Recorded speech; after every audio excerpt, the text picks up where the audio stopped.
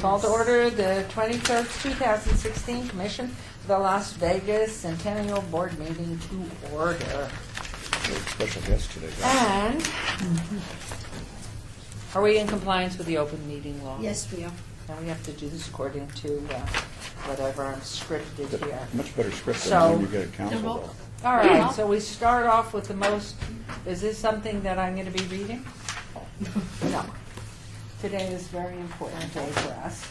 Madam We Chair. have with us, Madam Chair? Madam Chair. Do roll. oh, of course, roll please. Chair Goodman, Here. Commissioner Cochran. Here. Commissioner Bryant. Commissioner Brown. Present. Commissioner Arnold. Here. Commissioner Stoddle. Here. Commissioner Feldman. Here. Commissioner Pike. Here. Commissioner Helton. Commissioner Sunak. Here. Thank you. For the record, there's 2 L's in my name.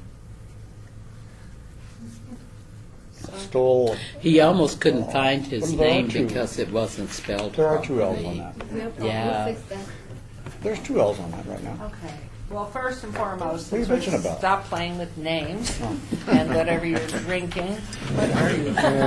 Mexican Coke, Okay. its own kind. We have a great deal of thanks to somebody who's been leading this community for the longest time in our convention and visitor. And here come 2 very powerful folk.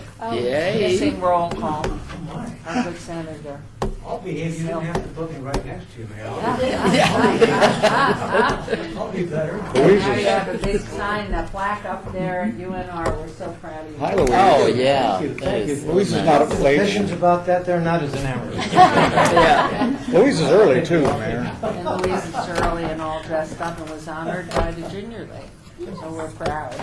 And today, which I just started to mention, we have with us the most wonderful man, barring all the other men that are here, including my husband who is not, but to give great thanks to Rossi Rowan, who stepped down from the board. His plate is a little full right now with a few things that he's undertaken for the LVCVA. But on behalf of everybody at the Centennial, and since 2003 in its formation, and you haven't aged a bit. So we are so proud of you, and we thank you, and we have Hooray for Rusty, hooray at last. I don't want to take it out of its gorgeous case, but the city of Las Vegas, our Las Vegas Centennial 2005, 1905 to 2005, we did it our way. Rossi Rowan Cotter, Commission for the Las Vegas Centennial. Thank you for your years of service. And we just admire you and thank you. And know that you'll always be part of us. And Always be a part of come this, yes. and visit. And I know a lot of people would say something. We'll start with the good senator. Well, let's resume. Protocol. Shall we Well, look at Rossi let in the middle? everybody come around. Can we have the whole? Oh, okay. I'll take it. Esther, Louise. come on. What are we doing? You're getting in the picture. Oh, Here, take one on mine too. go ahead. Oh, you take one. Send it to you. Get in there, okay? Yeah.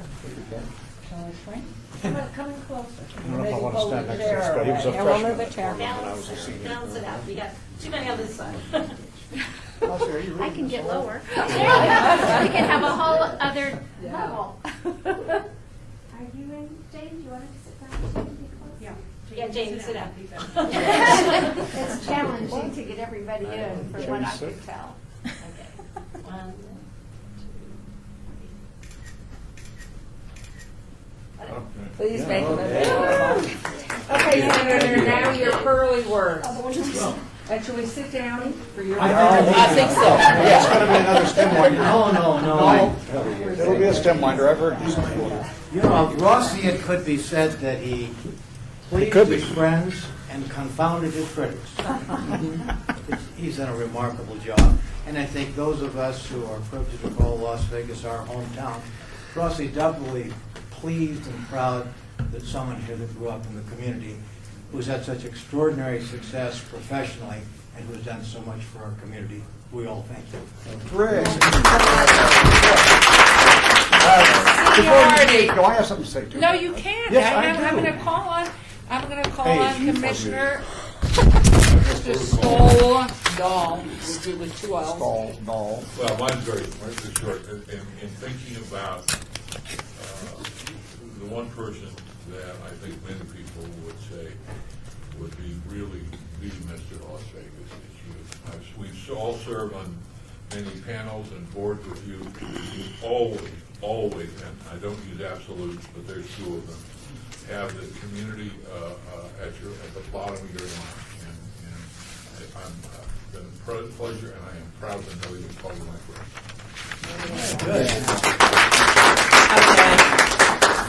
Me. Yeah. Yeah. I have I'm had going by the- age. I've had the privilege of Oh, knowing this well, graduate of I Bishop probably Gorman High could have School. been You always want to know where they went, and East Gorman. And St. Joseph's. And St. Joseph's, Went but to I St. was always Joseph's. pretty far ahead of you, you know. Yes, you were. without Hey, revealing real the far. years. Real far. The only time in your life, Councilman, I'll say. Yeah. I had the privilege of offering him a job 45 years ago. It's 46 years ago, 1970. Rossi was graduating or receiving his master's degree in marketing from UNLV. And we talked. We had coffee in the student union, I think it was. We talked about your job prospects. And I was an assistant manager for the Mutual Life of New York.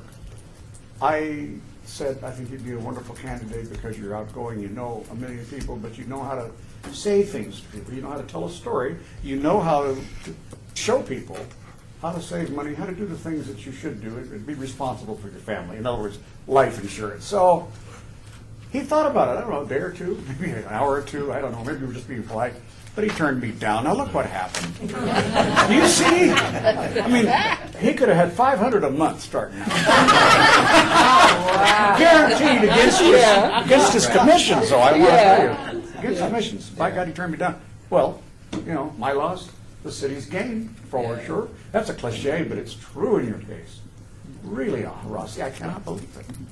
And you've suffered some illnesses, and you know, you look like you're right out of college again, right now. I know, huh? I'll take Yeah. that. Oh, yeah. Yeah. We've known each other all these years. It's hard to believe Yeah. that our lives Yeah. are almost over. Just kidding. Oh, I know, huh? Commissioner Brown. Rossi, it's as a fellow Las Vegan, having been raised here in the city as well, I would certainly like to commend you on the remarkable way you've represented our city.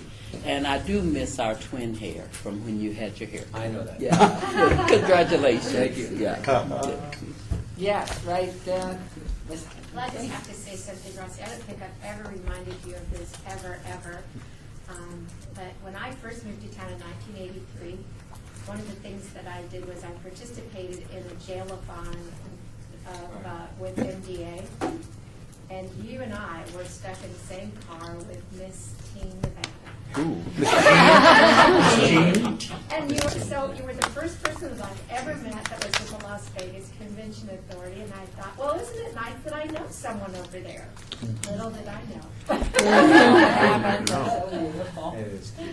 It's just to see everything that's happened to you since then. I've watched with great admiration.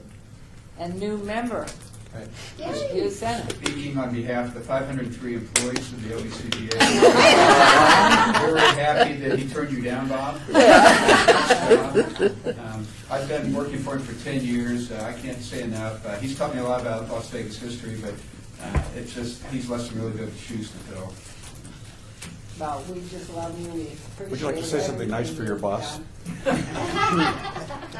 I've worked for some of the folks who have very large personalities in this town. And I've admired for many years the people who don't get all the credit for building this community, but who really are doing an awful lot of the heavy lifting. You're at the top of that list. And you're there with some really great people, Manny Cortez, Bob Broadbent, Randy Walker, and others who've done so much for this community without a lot of fanfare. this is probably the most uncomfortable you're going to be in a long time. Yeah, right now. Because right now, you have more people singing your praises than probably in the last decade. But it isn't because it's not deserved, it's completely deserved. So thank you for. Well, we Thank just, you. we Thank you. really, do you want to say anything? Just a couple of things. I kind of did flashback a little bit. I mean, I'm going to miss this committee because this has been a lot of fun. We started off with the 100th birthday of Las Vegas with Miss Eldorado over there. But we started with that and saying, okay, we're going to celebrate our 100th year and putting together the activities and the functions and reaching out to the media for both local and statewide and national and international. And that was all fun. And then coming up with the funding mechanism to make this thing go. I mean, who would have believed that we would still be here collecting, hats off, tremendous amount of money that has gone to a lot of different things. And so hopefully that will continue, that we won't lose that ability to get the money because there's been so many important things that have been done with the committee, not only just the Centennial, but also the historical side of it, Bob, our historian there, and everything. So I hope that we can do that, go forward. Remember, I'll always be there to support you. So, and anything that's happened in all the years I've been in Las Vegas, anything that's happened at Convention Center, it's always been a team effort. We have a great team at the Convention Center. They live the brand every day, but it's working with everybody to making sure that we stay number one. That really is it. But one really quick story is that, so we decided we were going to have the world's largest birthday cake. No. So Oscar wanted to have the world's largest birthday cake, okay? Which we managed to do. We put it in the 100,000 square foot meeting hall at Cashman, and it was unreal. I mean, it was just, you couldn't believe how big this cake was. And so people came down, we gave cake away, free cake, and so forth, and no matter how many people came down to Cashman for that, we couldn't get rid of this cake. So at the end, we reached out, and RC Farms said that they would take all of the cake for the little pigs out there. Yeah. So I can guarantee you, as they grew bigger, it probably was the sweetest bacon you would ever have because of those little pigs. So they loved it. It So was the year they had the most babies, too. it probably was. It probably was. But the work of this committee here, and Mayor Carolyn, and Mayor Oscar, I mean, all the things that have happened in the City Council, keep up the good work, because we need to have more of this, and we need to identify our history. People say there's not a lot of history in Las Vegas. There's tons of history. You just have to know where to look for it, or get people who have been here a long time to talk about it. We've had a fun time just with what we've done with the Riviera for the implosion and so forth, and just the fun things. I still am looking for the ghost that could still be in there. So that's what we need to continue, and we can't lose sight of our history. And so keep it up, and I'll be there to vote for you. And if you need anything, Hugh's the best. You've got a great guy in you. So he'll do a good job. Well, Thank you and for this. And we just are so proud. No, you may not have any of the Centennial funds for the expansion of the convention authority, because we are worried to hold on to her license plate. Yeah. So just know that. Even if I ever want to It's put a in plaque, place. even if I want to put a plaque that says former site of the Riviera. Yeah. You're willing to give her a Apply big for that. 10 cents a plate. Yeah. So, but yeah, I protect that. But thank you again. Thanks for your Thanks. comments. I've got to run back. We've got shopping centers opened up. Okay. So they're 50,000 strong. So he's also responsible for them. But thank you again. Okay. All right.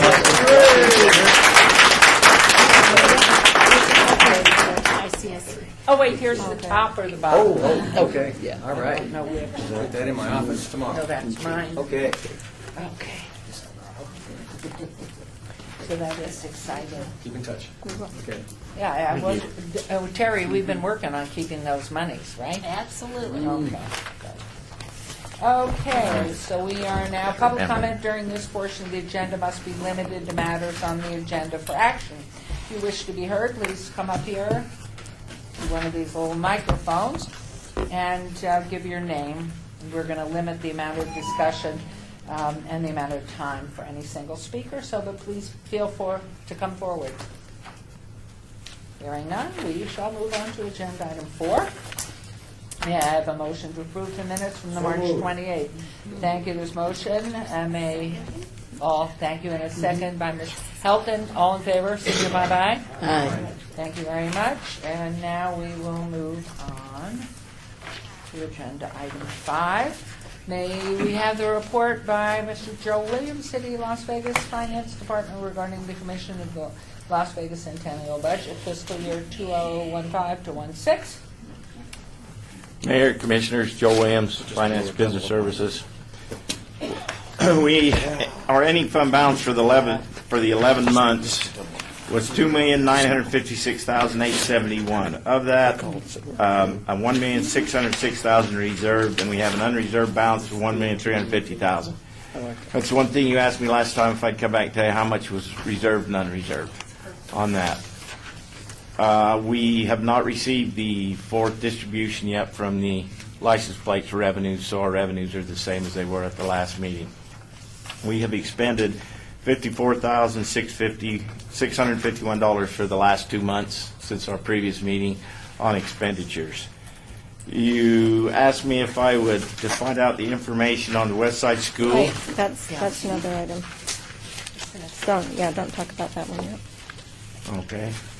You also want to know about the neon signs on sticks? We can talk about that one. And on the neon signs on 6, we had 2 grant awards. The first grant award was on 6/30/2009 for $420,000, and the second one was on 6/30/13 for $530,000 for $950,000. We paid $420,000 in 2010 and the $530,000 in 2013. So we currently have no commitments to them. So for the 11 months, we've had total expenditures of $1,097,663, and we have revenues basically, which is only the plates of $1,460,427, and the plate revenues is hanging strong in there, and the excess I budgeted would be another $339,000. Because I was conservative when I set up the budget, but I think it's probably going to come in about another $150,000 more based on the other 3 quarters. Any questions? Yes, Councilman. Joe, I wondered if, probably DMV doesn't give you this number, but an analysis of, okay, we know what we've got, and it's annualized, it's still looking good. I'm curious about is the difference between new plate holders and old renewals. Do we have a handle on how many we're keeping? We try to get the information. I think We can ask Heidi Swank if she's our DMV liaison these see if days. she can get us the information. So we can see if she can track that down. Let's see what the number of new It's plates are important to know. compared to the renewals. We asked her that last time. She was going to get that for us. Right. Well, then She got something. there's 63 legislators. I've tried. We've contacted them numerous times, and we've even sent them some money for the reports, but pretty hard to get information sometimes through the state. But they just They don't. just blow you off, Joe, or just? They just never respond back. Well, we can get the answer real quickly. Oh, Well, let me see, this report that Heidi, I'm sorry, where did we leave that? Because that's really an important piece of You information for us. did ask, did I recall that too? apparently Well, Heidi that's hasn't gotten it, an right? answer yet. I don't know. I don't know what did I see this. yeah, this is, Heidi gave us this report at the last meeting, and I think because they go back from 2003 up through this year, and it gives a breakdown of the original renewal, motorcycle plate, motorcycle renewal, registration revenue, and renewal. So we what have are that. the Well, numbers? that means we have an What's answer. Yeah, Did you read she it? must have given us that last time. I don't remember seeing it. Yeah, you all should have received this. It was, Could we just tell what that is after we come off and look at it? Well, we'll just, do you want the? I'm sure a lot of this people year? want to see it, so. Yeah. Or you if make we can get copies a of copy it. before the end of the day and passed around. It's just something to know. That's the total revenue, is 14,545,000, but this is the breakdown. Councilman, I think that, I can read the numbers as well, but it would be nice if there was some analysis of the numbers that would say we have an annual renewal rate of 28%, that's a drop, or it's steady. We have X percent of new, and we all look at the numbers. It'd be nice to have a narrative report if Yeah. it's possible.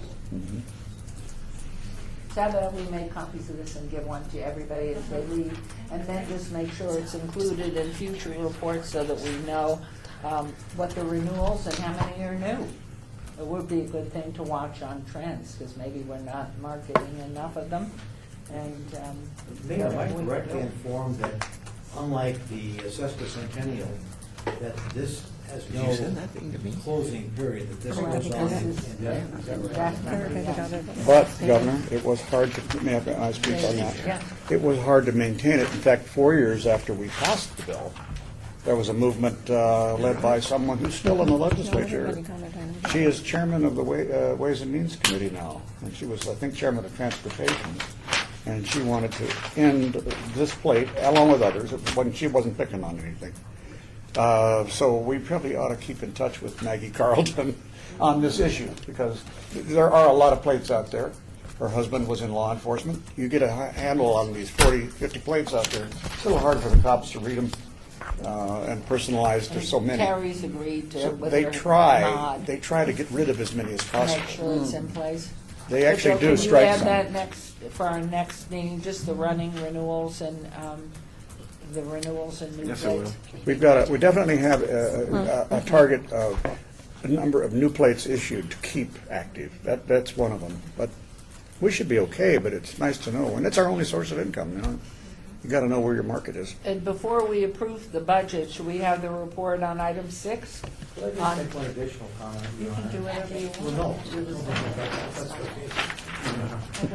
Appreciate that. And the But, assemblyman, but and whatever else. well, a couple of them. But it just seems to me that when you all are doing your legislative agenda, that whoever's going to be representing out there, that we include the item that the councilman's talked about, to make sure that there is no effort to divert that money, because there are going to be efforts, They're as we looking all for know. dollars, Yes, right, they are. that's what we said earlier, but you'll make sure we're in How long can place. Centennial celebration go on? Maybe a question that someone has the temerity to raise.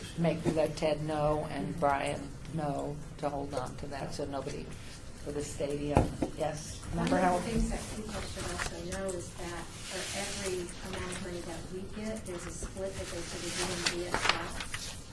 So, for example, with the $45 renewal, I think we get 20, and the state DMV gets 25.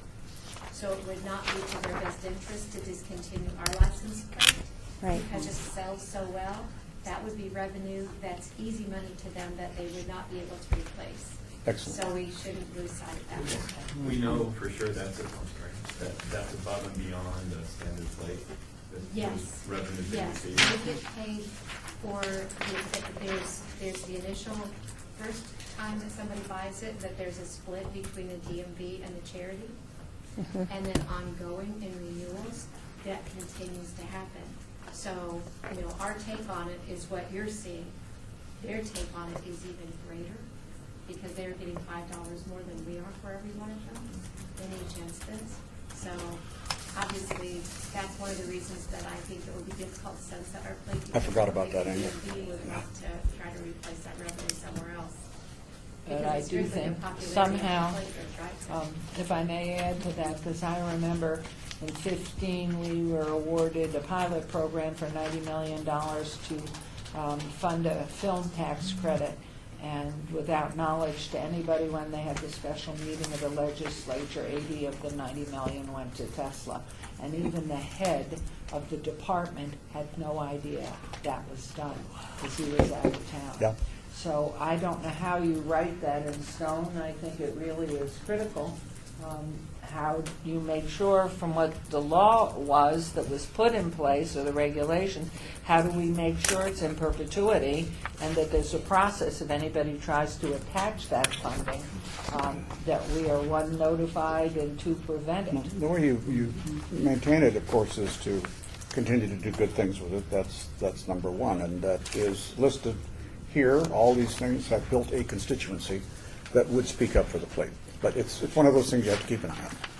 Madam Mayor, I do know that in years past legislative sessions, whenever there has been something done with the license plates legislation, that our legislative team has notified city staff about it to immediately contact us, whether or not that proposed legislation was going to impact our license plates fees. And I have to say, there was some legislation passed, which I'll discuss later, that is impacting other license plates out there.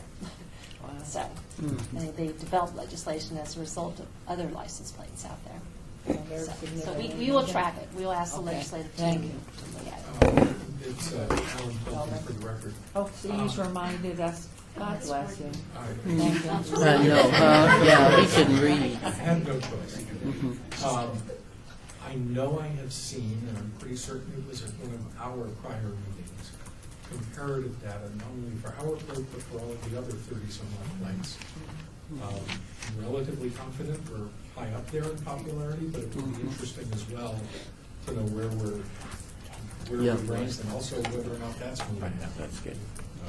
We are still off of the record. We'll have to We are get it number out one there. by far. The most coveted.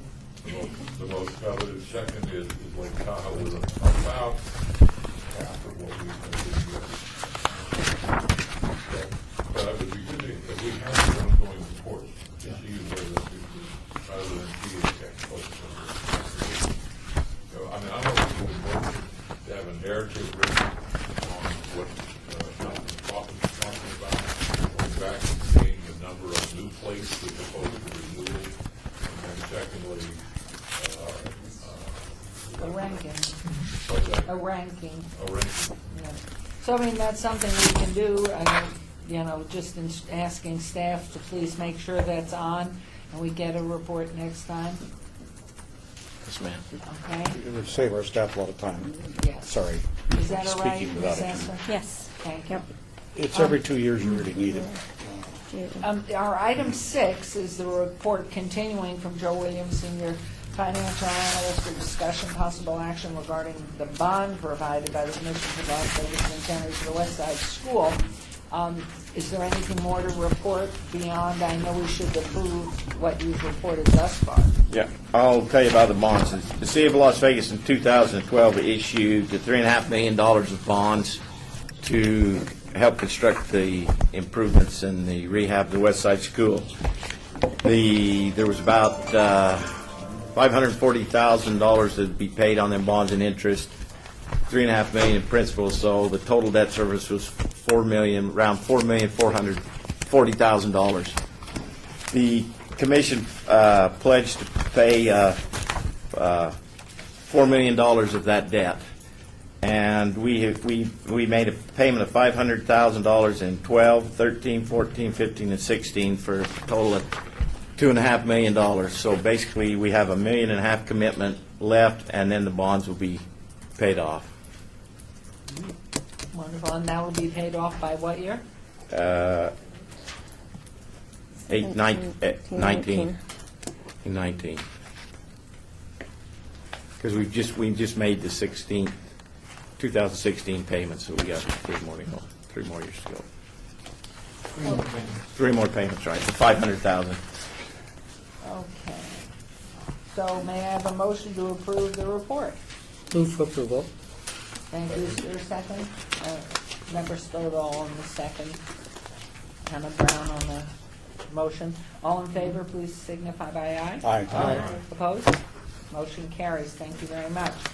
Agenda item 7, advance item, discussion for possible action regarding grant request in the amount of $1,520 from Marsha Robinson, City of Las Vegas Cultural Supervisor, to present 1 West Las Vegas Pioneer Lecture Series.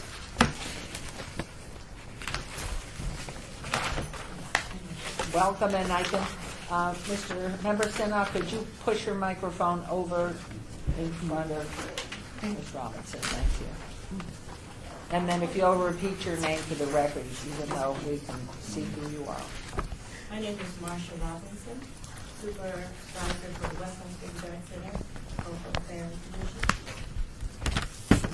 So do you want to explain your report in brief to us?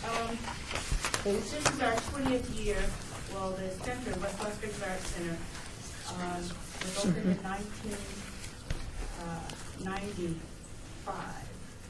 And we started a summer camp for kids to really promote leadership and civic responsibilities. And so now this is our 20th year. And one of our goals since day one was always to bring the elders and the young people together and talk about the history. We think the history of West Las Vegas is very important for leadership responsibilities. And so for this, celebrating our 20th year for the Performing and Visual Arts Summer Camp for Kids, we wanted to designate one day, and that's a Wednesday of the week, to bring in 5 speakers. The speakers will be Ms. Brenda Williams, Ms. Ruby Duncan, Ms. Helen Tolan, Mr. James Walker, and Leon Carter. And these are personalities that have really changed the history and made change to West Las Vegas. So we kind of, put together a program to really designate this Wednesday so we could videotape and really reappoint our millenniums. And that's what's really important now, so they won't forget the history. So that's really a short version. Thank you very much. Any questions for Ms. Robinson? Just a couple on Please, that. yes. That sounds a great project. The challenge I see is what format are you going to keep this on? That's the lowest price I've seen for any video. Well, for our, the whole program is geared towards the history. This is our 20th year. And we're going to be celebrating our 20th year at the Smith Center, August 20th. So we have an 8-week program. And it's from 7 to 5 every day, Monday through Friday. Right. So every Wednesday, we start off with our Unity Circle they're fed if they come at 7 o'clock, they're fed from 7:30 to 8 o'clock. From 8 to 9:30, we have a Unity Circle. And during that Unity Circle is when we invite guests. We invite guests every day, but Wednesday is really the day that we have our elders. The question that I also ask you is the actual, the equipment, what's that equipment? It is what format the recording will be on. We will be videotaping. Sorry? Equipment, I'm not sure. It's professionally done. It's going to be professionally done. $50. Well, one of the things that... I'm not suggesting you ask for another Volunteer, $10,000. sounds like volunteer. We did ask for... Sounds voluntary. Is it voluntary? We did ask for a larger amount, but that wasn't granted. So this is really bare bones. And the people here that's working on this program, even though they get compensated, they do volunteer. We don't pay them really their work. And where will the equipment come from, do you know? This is his own equipment for the videotaping, yes. Or who is that?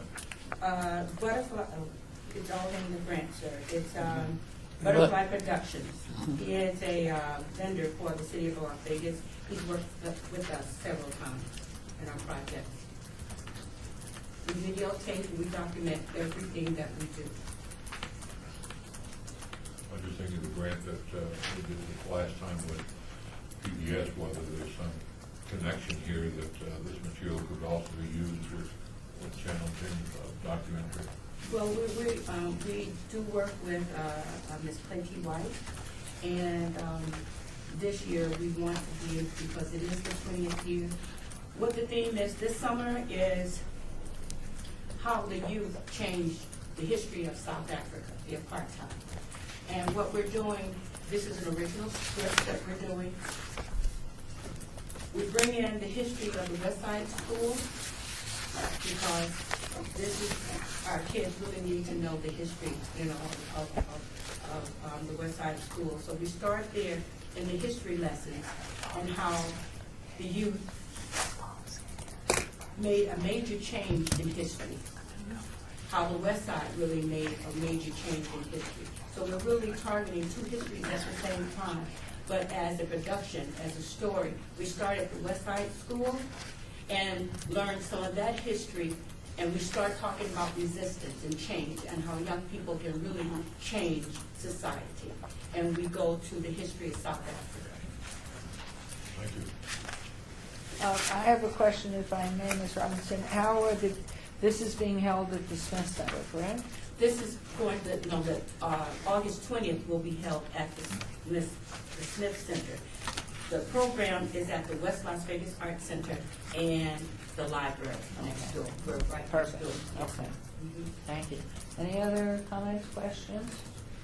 I think, I would just like to say on Marsha's behalf that I think what it is, Commissioner Stoddard, she's so accustomed to getting people to volunteer and tell her, well, I don't have any money, I'll do it for nothing, that even if she needed more money, I've never known her to ask for whatever the value of her product is, because she does produce good products, and I have not recalled her asking whatever the value for enough money to cover the cost of the value of the program. So with that, is there a motion? I move to approve. Thank you. There's a motion, a second? Second. And a second by Mr. Stoll. No? That guy. All in favor, signify by aye. Aye. Opposed? Thank you very much. Good luck to you. Will Clay Team make sure this is integrated into the oral history program too? Because We're going to be working with Clay T. White on NPBS. We've already talked about it. okay, because there's always a gap to fill. Somebody might have been interviewed once, and you don't get the news story that comes out in public later on. Things happen. And I think you can really meet with them directly, because your story is kind of a little bit different to what Clay T does. Yours is more grassroots. So I would recommend that you meet with them directly. Great, thank you so much. Have a good Memorial Day weekend.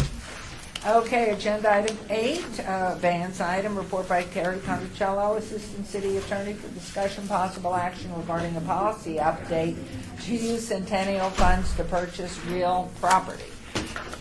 Thank you, Madam Thank you Mayor. for all your work on this. Did you have a committee?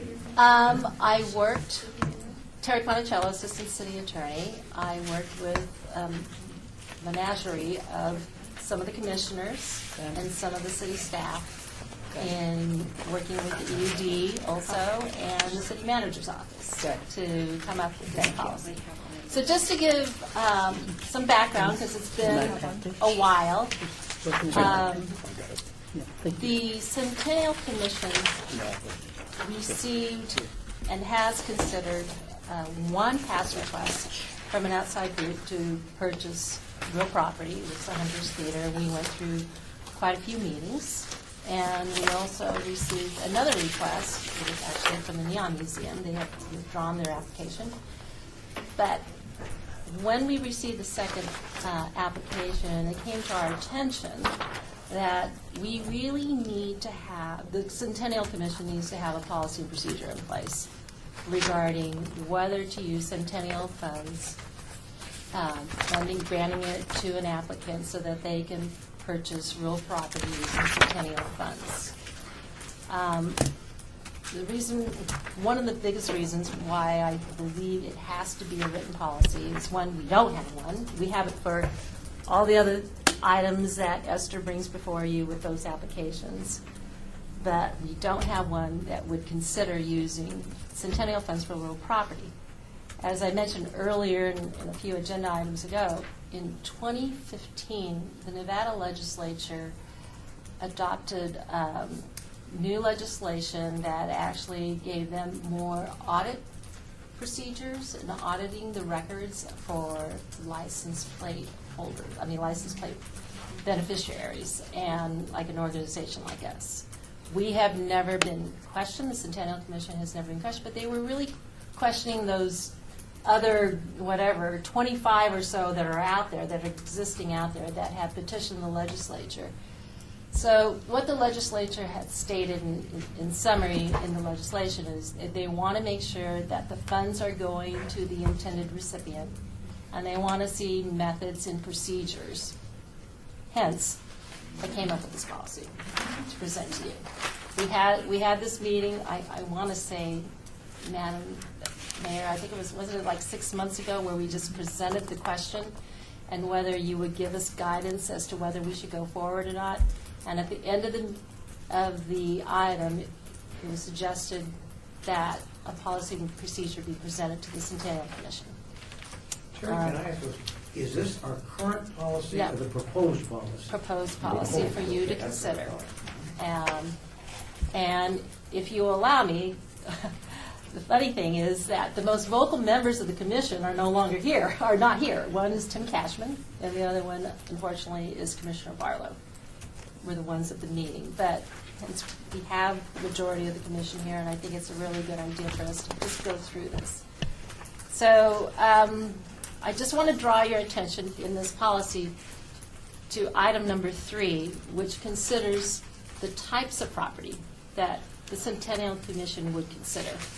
The first one would be those that have historical designation either by the state or the U.S. National Register, or the City of Las Vegas has its own way of designating historic property. 3B is property which is of historical significance to the City of Las Vegas, but is not necessarily listed on a National Register or local register or state register. 3C is property which is of historical significance to the City of Las Vegas, and here it opens it up a little bit. There are areas within the city of Clark County, perhaps, Boulder Dam, that type of area that may perhaps the Centennial Commission would consider. And item 3D is property which is adjacent or in close proximity to a site with historical designation, or it conducts historical commemorative activities, and the property they are wanting to purchase would be integral in furthering the commemoration of the history of the City of Las Vegas.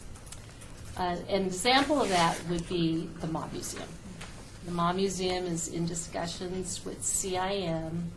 I know some of you are on the Mob Museum board, but they do have a foundation pad that they're looking at for building up their Mob Museum in the future. And we don't know, but something like that could happen. In number 4, sure. This is Louise Hudson, Commission Member 2. One of the other types of property that we might want to include, only because this happened to me, we were trying to save a historic structure, and in order to save it, we had to move it. When you move it, you have to have a place to put it. And it may or may not be contiguous, adjacent, or anywhere near something that would qualify under this category. So we may just want to add another category of land that we could purchase if we're going to take this on, as a place that, as a way that we could buy land for someone who's trying to save an historic property to actually put their building. Bob, Bob Stoddall, when he was the commissioner, that's the Whitehead House was the project I was working on, and it took me 4 different years of writing grant money to accumulate enough money to fund the project. And in the meantime, because we didn't have land to actually put a house on, the house burned down. I'm still up on the record. I would think that falls under C. Except for that it's talking about the building. It just says building or structure. And this doesn't talk about a vacant lot, because that's what I needed to do, is to buy land. And, that was the critical part, was buying the land so we could move the house. It's actually, Ms. Heldon's proposal is a little different from item D. In item D, it states that it's in close proximity to a site that is already historically designated. She would like to put a historical piece of improvement, a building, and she needs to Should we park add it somewhere. something still up on the record in C, where this specifically talks about property consisting of a building, is there a way to put an and/or to be able to move the? If that's the desire of the commission. Well, Yeah, I think it's yeah, one challenge. yeah. As you go downtown, we've been able to save the railroad cottages by moving them just because. I mean, as much as you'd like to have that historic structure sometimes in its place, the railroad cottage would be hard. So I think I concur. I think it's a good suggestion. Yep. And I do want to bring to your attention that in item 3C, because it's a little unclear as to what exactly. Which item is that again? Item 3C. 3C. Yeah, that we wanted to make sure that if it's not this historical designation and it's not something that's obvious to the Centennial Commission, because everything has to be accurately documented to the satisfaction of the Centennial Commission. So with item 3C, I actually got input from Courtney Mooney that she actually gives recommendations from the Historic Preservation Commission on that piece of property. So anyway, these are the 4 types of property to be considered. In number 4, I just Before listed. we leave 4, Brian, Commissioner Brian, is there a resistance to what Bob is suggesting? Because as I'm reading 3C right now, I don't think it really covers what Bob is talking about, that the piece of real estate may have absolutely no historical significance at all. It simply is the vehicle to transport a structure that does have all of the criteria. That's at least the way I'm reading it. Louise, isn't that what you were talking about? Yeah, Well, that's my okay. concern is that C indicates that there's a property, that the property consists of a building or structure. And Yeah. we might just want to buy a vacant piece of property in order to place a historic building on it. That has no historical. Yes, which is why I think, E might just make it cleaner, just to say, Okay. just that vacant land, so that Terry doesn't have to. But it's got to be vacant land which would be used for citing a And we historic. would deem it, Yeah. and would need to be deemed appropriate. Yeah, oh, no, I- Best case scenario. And then but not El Dorado. Put it in D. Oh, my. Terry, I think D is the better place. I think that makes sense. Commissioner Kaufman, I think you're correct. I think I could probably expand D, Yeah. because that's sort of in another area, so that we can put All that has to say is with the purpose of. furthering the commemoration. Or put in of the something streets that's of Las historical. Vegas. Good. Okay? We'll Okay. do so. Do you want to continue on? In number 4, I listed factors. Now, this is by no means, and this is really as a result of the various meetings we've all had to sit through Right. in determining what to do with an application of this sort. But this at least gives some type of criteria for the commissioners to look at when we see a piece of property, an application that goes before you. And also for staff to review and consider. If I might, Mayor here, is there anything in here, because I haven't seen this before just now, about, 1, the use of the property, and 2, that in fact its use is a 501c3 and not for profit? I did not put anything in here that had to be a 501c3 or nonprofit. And the So legislation is not. an historical building could be purchased and used for profit Yeah. to the owner? I'm not sure I'm excited about that as just an individual. Might be the only way to say Madam it. Mayor, I can certainly list it as criteria to consider. Well, it would be up to the commission, but I just think operating for profit, taking money that's coming in for the greater good of historical value, there's something about the historical value that says that in itself should be the end-all, and not to make somebody privately to make money on the side for using sort of public dollars for it. Remember? Member Brown, it was my understanding, unless I possibly did not understand, that was the whole purpose for the 501c3. Because if you're doing a for-profit building, you should be able to get funding. Well, can I add up something on this too? We have precedent for. Only if you say your name.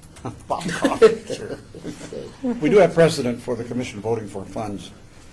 Ultimately, the $1 million that was voted to be given to the council for the partial purchase of the Hunter Ridge Theater, because that $1 million was to be added to a capital stack of financing found in various places. And ultimately, we didn't condition that upon the property being a nonprofit, or essentially owned by a nonprofit. I mean, somebody could certainly jimmy that around and make it one, but the whole idea of if you own several $1 million worth of property, you better make a little mini money on it, you know. So we can't just say, just because you're going to make money, you shouldn't do it, or we shouldn't be part of it. It may be the only way to save something. You take the Victory Hotel downtown, and we know from the work of our Historic Preservation Commission and Ms. Mooney right here as the staffer, that that's under threat. And, you know, it's a prime piece of real estate, on a prime piece of real estate. It's a teeny little building. But, you know, maybe there will be a day to save that. And maybe that day will come and we will be asked to contribute some money to save the building or portion of it. And some great structure is built around it or near it for profit. Mayor Goodman, to follow up on it, I was opposed to the purchase using $1 million of the Centennial funds for the purchase of buying the property of the Hunter Ridge Theater for use by an entity that was for profit. And in fact, that was still in dialogue, and I'm not sure it was 100% voted on, because I personally feel that this, again, for the greater good, and it should be a use that's non-profit and for historical purposes only, and not for inuring to those who are trying to make money. That they have the public venue to put money into it and buy property and develop it and do what they want, but once there's the aegis of the historical value to it, it has to remain pure, and that's just my opinion. Mayor, Your Honor, Yes. I concur that this group gave the city the opportunity to use that money for what Councilman suggested. But there would be public hearings, there would be all kinds of, it wasn't a done deal, but that was, the intent was to help preserve the Hunter Ridge in some way, and to give the council that opportunity to, that flexibility. But I think we need to get back to the original question, and that is this for private, or is this a nonprofit? Nonprofit can make money that they put back into it, but I can think of two things that still sort of stick in my craw a bit.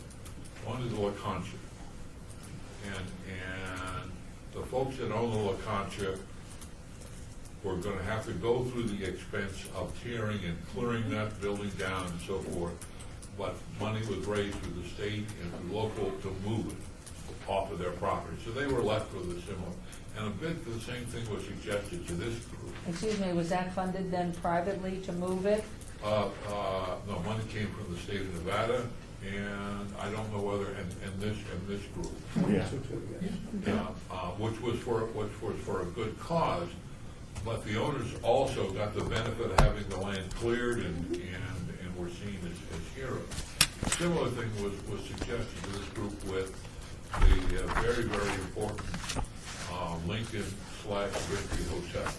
And that was to potentially move it to the Springs Reserve, and their suggestion is that the land be, the city or this commission fund that the land be just perfectly pure and clean when it was considered off. There's a benefit to the private side to moving a piece of property, and I would have hoped that they would, but that's another story.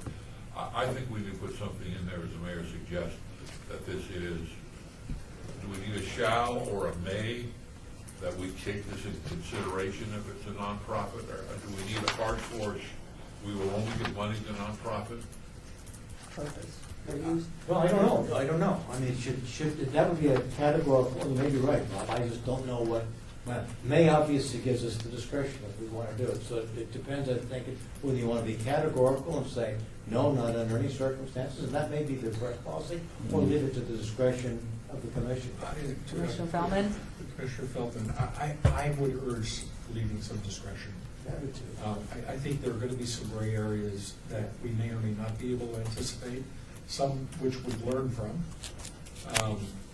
But just to make it a hard line is, I think we're going to end up missing opportunities if we do. There are also a variety of different types of nonprofits. They aren't all 501c3s. They're fours. So I just think, I very much like the idea that a nonprofit component is present. I think that's something we ought to give some consideration to, and to the extent that's one of these questions. I could add. Right. Chair Monticello, I could But add the factor. I would just Higher priority. be concerned about a bright line standard. May is for big. Thank you. I have a comment, Brian, but you with the victory, you make a good point there. Maybe you would have been willing to do something to say, look, if in effect they contribute X number of dollars, which would be something that would be comparable that they would have had to expend to clear. And that to me would have made some mistake, because you're right, they would get a benefit. Yes, please. Brian Arnold, for the record. Senator Bryan brings up a point that I still have some, I guess, heartburn with the whole concept that this commission be set up in a way to purchase land. I understand, especially Louise, your scenario. I get that. But I also have seen some of the applications that have come in here, and to me, they just don't fit that. They don't raise to that level of what I think we should be supporting. Is there, I guess, getting to my point, is there a way we can add a couple additional levels here? One is like what was mentioned, that you have to have a certain percentage outside of us as funding. In other words, we'll match or we'll contribute up to this amount, but you have to be coming in with this percentage on your own. I'm just looking for ways to kind of raise that bar a bit so we can set a Come back next certain level of, for the new draft. maybe council may disagree there, but No, he's saying come I'm back saying, again with I'd say another there's, draft. you're Oh. raising another reason that we Right. should have more language to look at before Right. we adopt this. Yes, please. Um, In Terry response. Monticello, if I may, very I good. wanted to also point out number 5, section number 5, which now considers optional conditions for the use of Centennial Place to purchase property. And there I listed from A to H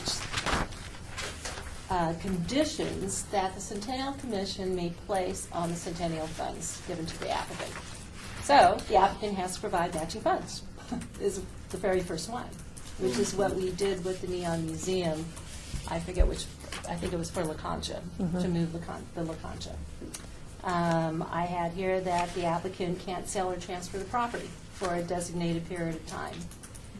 If I may interrupt you, you know what I'm hearing here? I'd like to take this home and digest it and maybe make suggestions back to you, and then you can call out the things that any of us, maybe we obey this, but it's a great start. We know we have this in mind right now.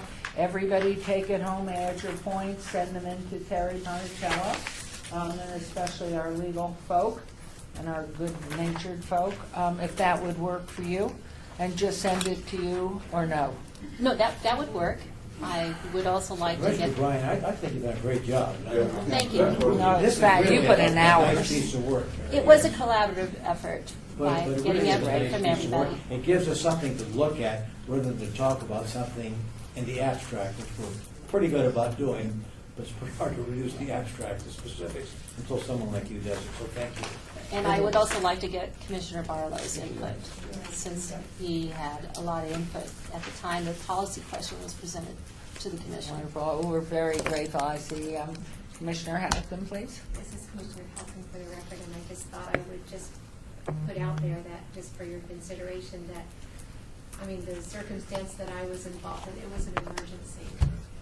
We would have, just in getting back the building in the first place, it was unexpected. The house was going to be dozed. We just happened to come upon it at a time that it was boarded up, and they'd already got the demolition permit, and they held off just long enough for us to assure them that we did have access to funds to move it, that it was possible structurally to move, and, you know, that we had a game plan in place to put it. So there That are would have been emergent- viable. That would have been very viable as one of the Mays. to come Exactly, back so and do I it. don't want us to lose sight of the fact that some of this stuff could be emergent. Thank you very And much. maybe we could also look at having someone pay us back. But those are things, I mean, they certainly are viable. What I was going to suggest, because as busy as you are with so many things and that you have pulled this together, it's always easiest to critique things or lend suggestions. What timeline would you like us to have done this by? Back to you, and when's our next Centennial Commission meeting?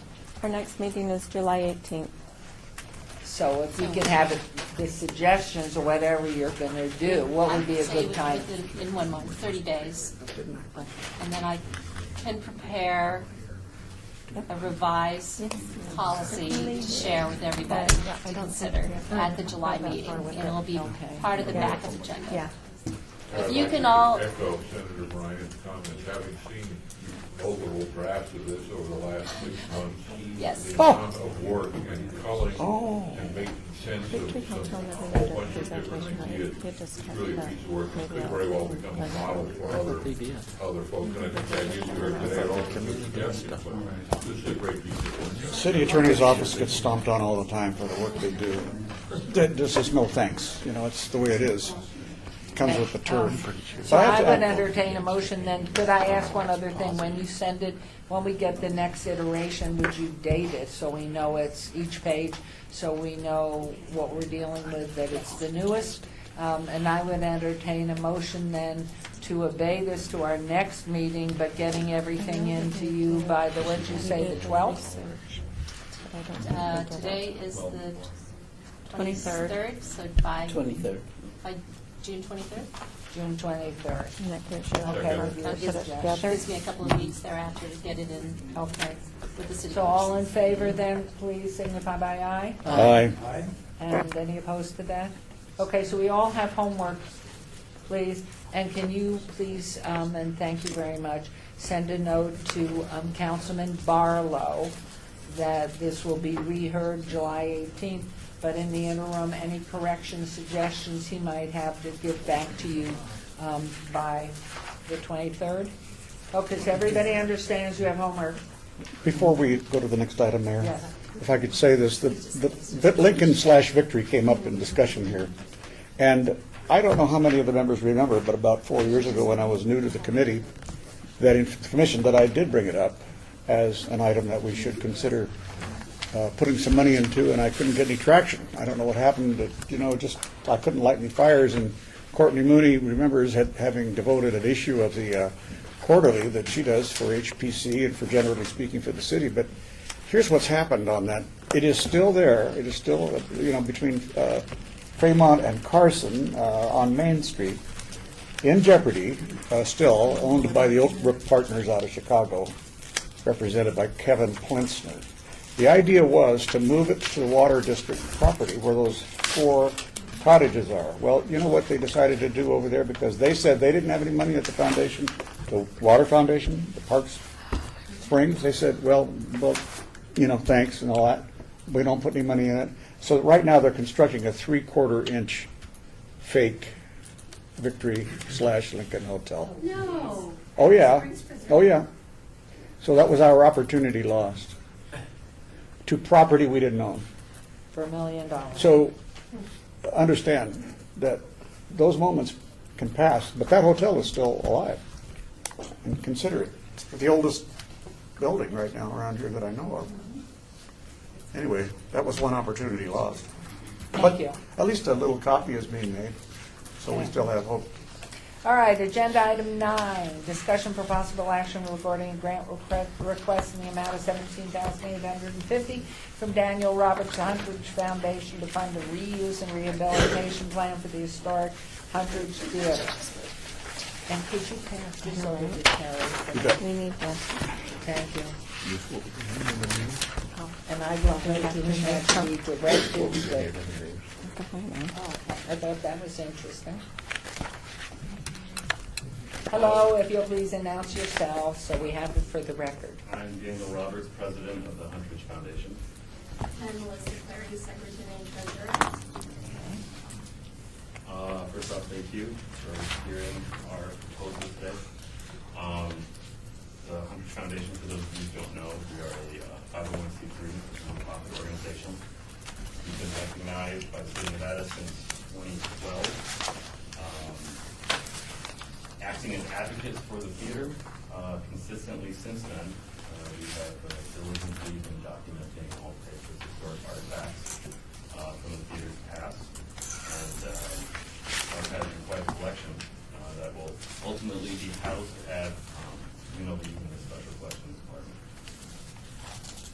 The reason for our grant application here today is we're requesting a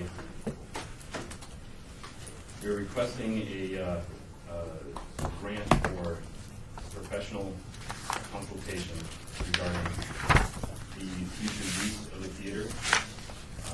This is essentially a reuse and rehabilitation plan that would be done by someone outside of our organization, someone who has experience and success in this field, over 25 years of experience, and several success stories.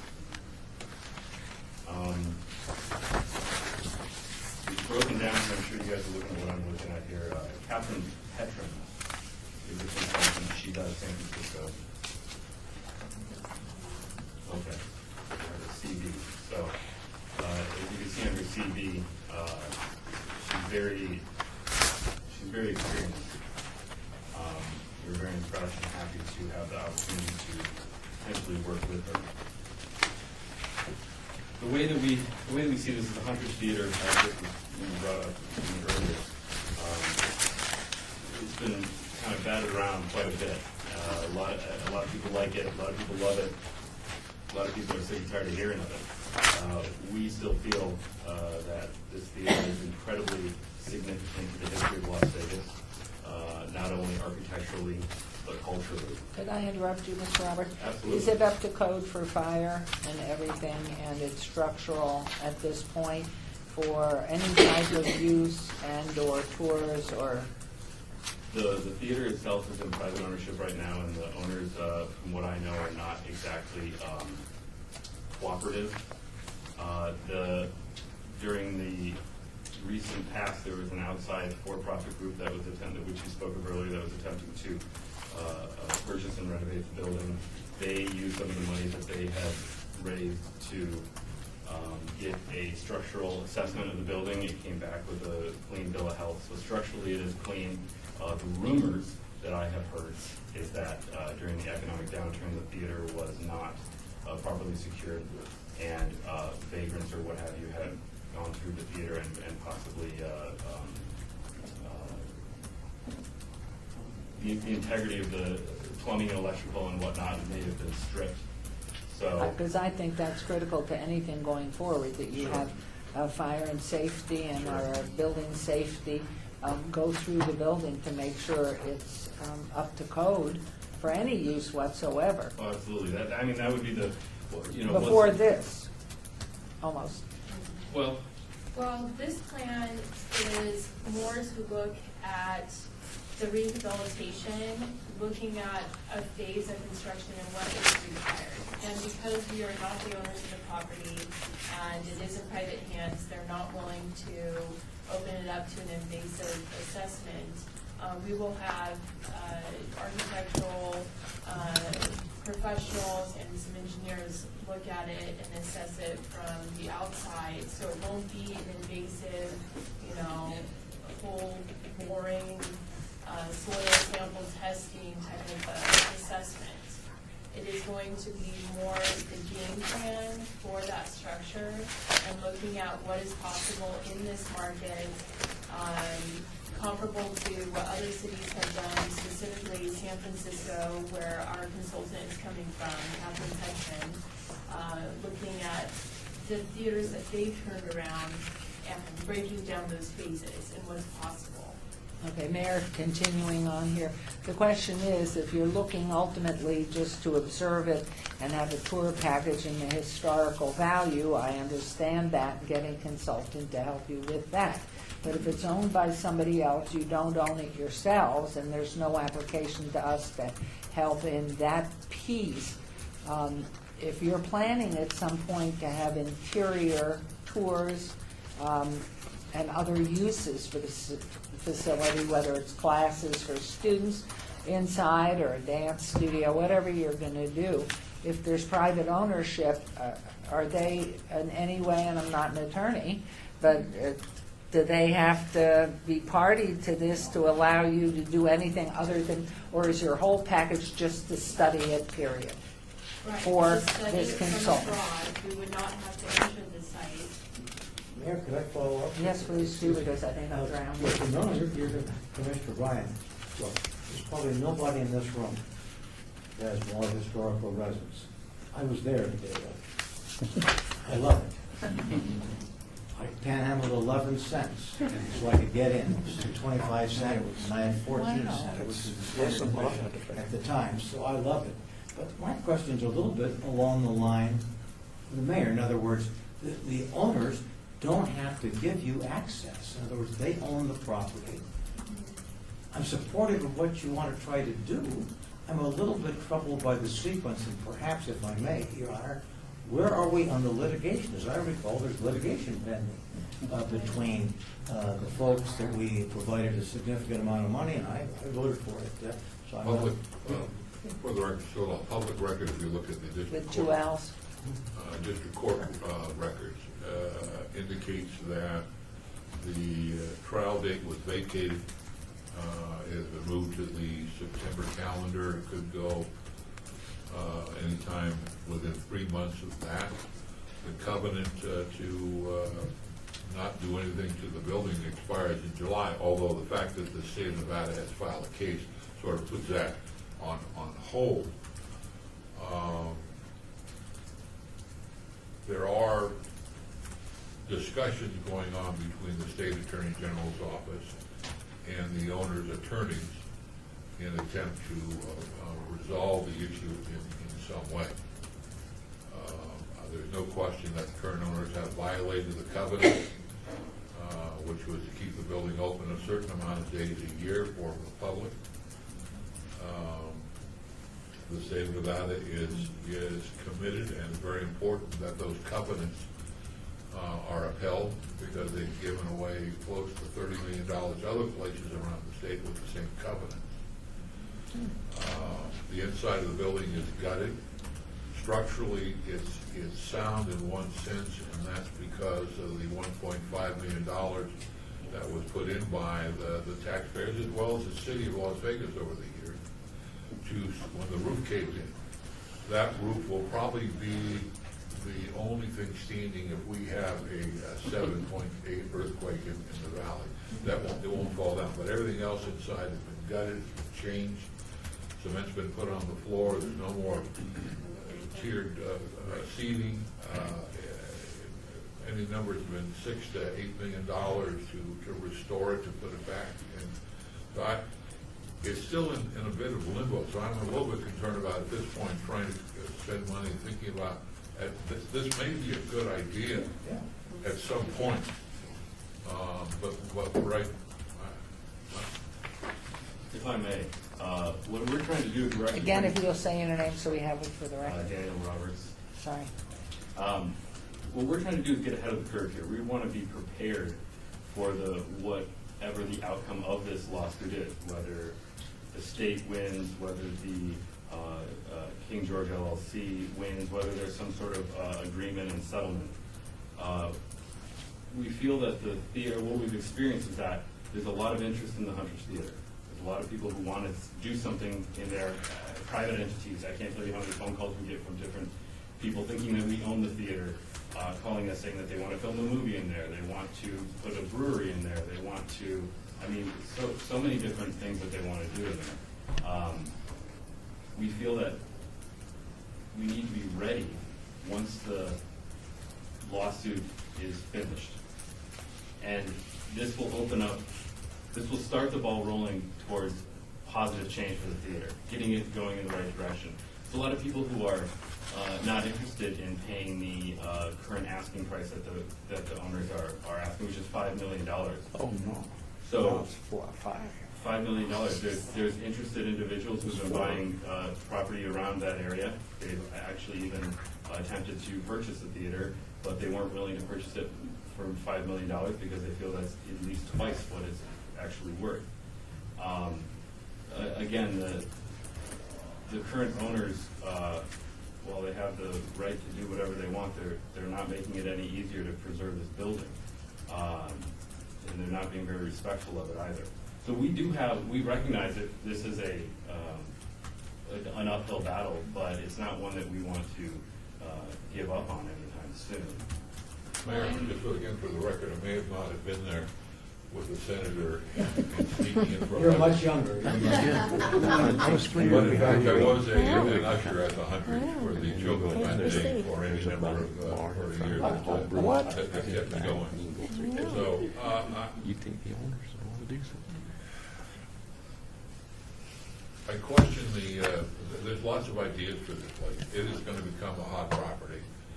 That intersection is going to be amazing in the next 4 or 5 years with potential light rail or some form of transportation coming down Maryland Parkway. But its future is a bit in limbo until this court thing is decided. And an outside look and coming up with great ideas, I give you a list of 100 good ideas for that place right now. I don't need $12,000. And no respect to the 2 people sitting at this table have been fighting this battle and have been keeping this story alive for 5, 6, 7, 8, 10 years. And I think a lot of more negative things would have been happening if it wasn't for these 2 people. But I'm not sure if today is the day to stroke the check. I don't know. That's just my thought. So your suggestion would be wait till after the September hearing and come back, or what are you suggesting? Well, I'm thinking we need, since the ownership is in question, and I think that the owner, nobody wants to buy this property at this point with a suit hanging over, with this lien hanging over. They want to buy a clean piece of property. Right. And it's at that point, one of the negotiated things the AG is going to say is going to request, in addition to a fine, is an extension of the covenants.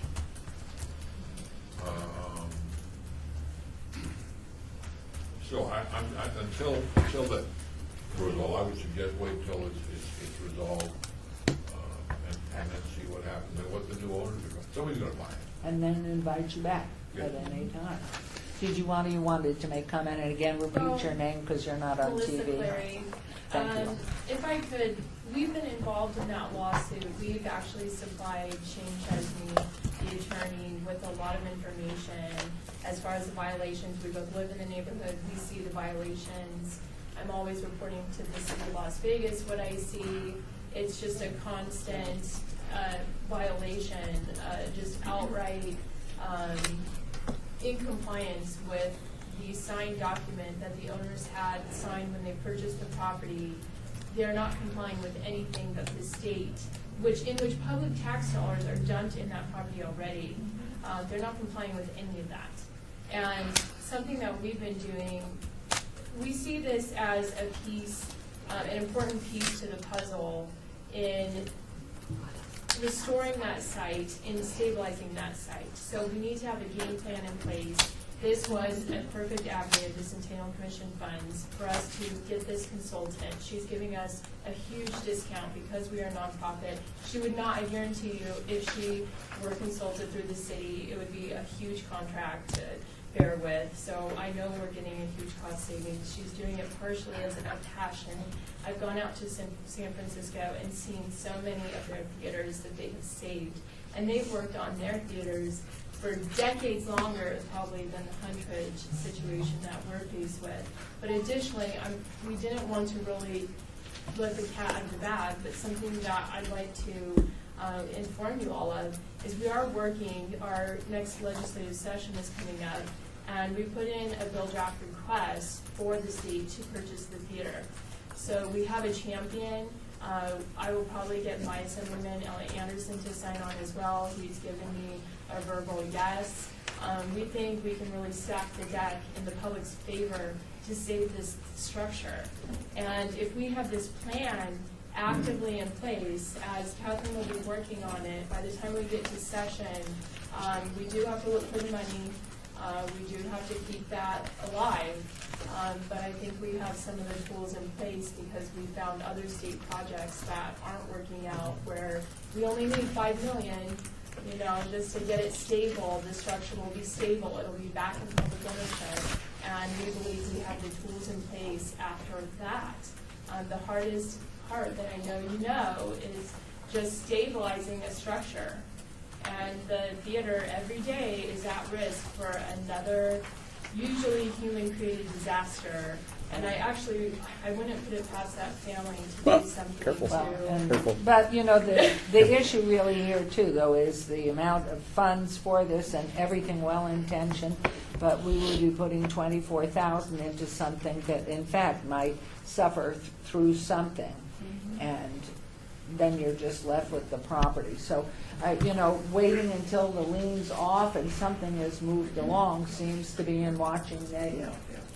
I think, in all things, but really understand the passion there and agree with you. Absolutely, it'd be great to have a plan and get the theater back to functioning and doing what we know it can be and will be at one day if it doesn't burn in the coming years before everything's clear. Please, Senator.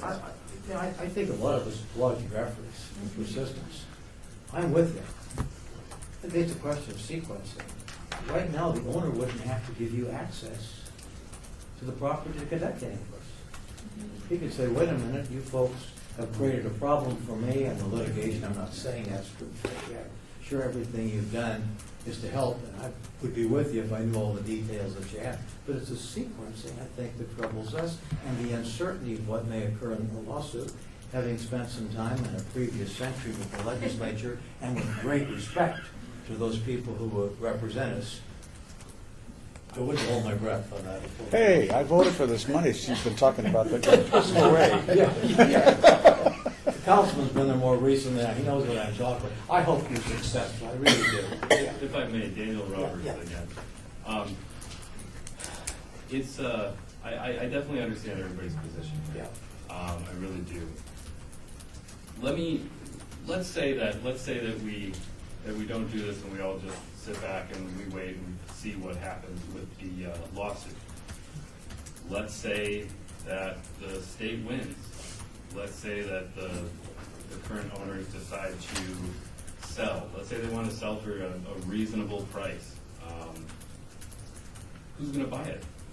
Who's going to buy it? Is it going to be is it going to be someone who is concerned about the architectural integrity and the culture of the building, or is it going to be someone who just wants to say, hey man, I got 2 acres in the center of downtown, this is great, let me just wipe that clean and then rebuild new. I mean, right now, because we have, what do we have? We have less than 400 days left on these covenants. We have a small window of opportunity to preserve this building under the protective covenants that aren't being adhered to, aren't being enforced hardly until this lawsuit came up, but we still have this window. So that's why we feel that now is the time, and we shouldn't wait until after. Because by the time the state of Nevada pushes through with this lawsuit and they go back and forth, those 400 days are going to be gone, if not almost gone. Thank you. Member Kelman? Me too. Alan Pilgrim for the record. So you've heard a lot of support.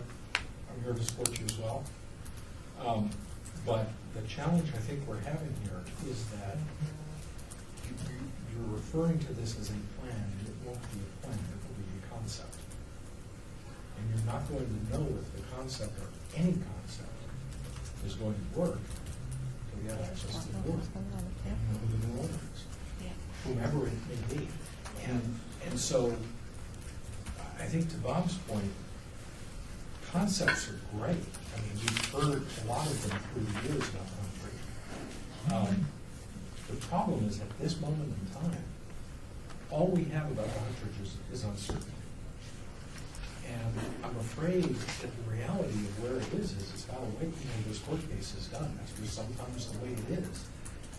And then with access to the building, now you have the ability to go in and say, well, look, it could be a dance theater, it could be a legitimate theater, it could, it might be, and then it might cost $10 million to get it to be that again, in which case it's completely not viable. Well, I appreciate that, but I beg to differ, Melissa Clary again. We have documentation. In my day job, I work for the VA and I build hospitals. And I cannot possibly build a hospital without considering the number of patients we're going to serve and estimating just an average of what equipment's going to go in there. And I guarantee you, through the decade-long process, sometimes longer, that it takes to build a hospital, the size changes. You know, there's a scope creep, there is equipment that's going to change.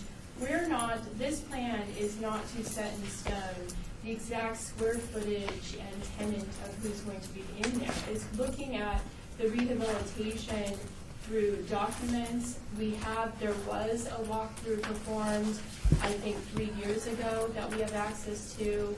There is documentation out there that we can study and get a better idea for the integrity of the structure and just the footprint we're looking at. So there is initial sort of pre-planning information that we can go off of to build our document, as well as to look at. We've met personally over the years with several possible tenants, people like Opera Las Vegas, a nonprofit that cannot possibly solve the Smith Center, but the size and capacity of the Hundredge Theater is beneficial to their needs. Groups like that we can entertain in this plan and build those concepts so that we could move forward. We do know certain things exist, like a fly loft and certain pieces from our contacts over the years. So I think we do have enough information to put together a decent game plan and then fill in with those tenants that and a developer partner as we secure that. I'm going to ask Councilman Coffin. What do you like? Then Member Arnold, then Senator, and we can come back. The governor has Time. about 4 years seniority on me, and I'm not questioning his age, but he was a 48, Centennial 48, and 52 was when I first went there as a 9-year-old. You probably know Mrs. Hatfield and got thrown out there. She was... George Washington. There was a guy there, yeah, he threw us out. He did throw me out, as a matter of fact. But I did get my first kiss as a probably 11 or 12-year-old there. To the in point. that theater. Well, I'm going to get there with you in a minute. You already drank it all. So, it sounds like I'm drinking something worse. Well, okay, so this commission has voted for $1 million of real hard money to give to the council, so it has its heart and money in the same place. We know that. You should remember that. Now, it's coming back to this commission because of the very reasons you've already outlined. I've dealt with this hard-headed SOB who owns it. If you say 4, well, let's make it 5. You say 5, okay, well, maybe you'll make it 6. So he's hard. So his kids mean well, but they don't control the money. You know, this guy, I worry about the incident that you sort of touched on, and I wish the court, perhaps those who are intervening, could be enlightening the judge about the importance of securing this asset, that in fact it is what is backing up the money. And the land isn't enough to cover, frankly, all of that. It is overpriced at its sale price. But Jay Dapper has just acquired a lot of land in that area. Jay Dapper is interested in buying the theater. It doesn't have to be a theater, you know, under our standards, really, when you think about it, HPC or any other standards. It's the structure, the shell that counts. I did go through quite a bit in that building 3 years ago when the other organization, Joy Vanis and Michael Cornthwaite, were making an honest effort to buy it. And it's in good shape. It's just, you know, the bones are good. There is no question about that. So the only thing that could happen is, yes, it catches fire. And so it'll still be there in 2, 3, or 4 years, okay, except for the 7.8 that will not survive. I can say this, that what you've been doing has established your credibility, though. The foundation, you guys, on your own, with your own money, have been doing a lot. And you deserve a lot of credit. You got squeezed out when Joey and Michael were making the move because they had money. They just didn't have enough. So I somehow think that in conjunction with our watching this court action in September, that we ought to be thinking about ways to help supplement your efforts, not with this motion, but something else. Because if you're building an archive, it costs money to build and maintain an archive and properly curate that. You are not those kind of professionals. You have other day jobs. And so I'm thinking that we should participate in something that fulfills what you've been trying to do and gives it some more structure for the day when it does come back into, I believe, popular use of some kind. Again, it could be anything. It could be a furniture store when I was first approached, as long as you kept the outside of the building looking like it does now. And we'd all be happy with that, I think. I mean, there's no choice. That's my end of my spiel. But, so I think you're seeing that the mood is to wait, but also I suggest that we consider the possibility, not today, but of agendizing something that will encourage you to formally organize what you've been doing. Thank you. We don't want to get in a long discussion on that now. Just Member Arnold? that's it.